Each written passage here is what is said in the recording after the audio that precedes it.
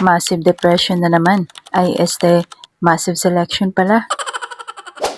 Magkakaroon na naman ng massive selection at ito na nga yung ikalawang massive selection ngayong taon. Sa mga hindi nga pala nakakakilala sa akin, ako nga pala si Megs Green, isang EPS passer na nandito pa rin po sa Pilipinas.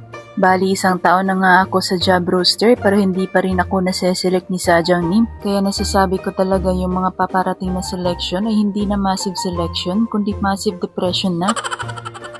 Malaki nga yung quota kada selection. Yun nga lang, konti lang na Pinoy ang kinukuha. Kadalasan ko kasing nakikita sa mga post ay 100 plus lang na mga Pinoy ang nakukuha kada selection. Kaya talagang nakaka-depress talaga isipin. Kaya sa ganitong sitwasyon ay dapat mag-plan B na tayo para naman hindi sayang yung paghahantay natin. Pero yun nga lang, gagastos ulit tayo. Ano sa palagay niyo mga Megs? Mag-aantay pa ba tayo or mag-a-apply na lang tayo ng ibang bansa? Comment naman kayo mga Megs kung ano ang maisasuggest nyo. At yun lang mga Megs, maraming salamat sa panonood. Naway pagpalain kayong lahat. Anyo!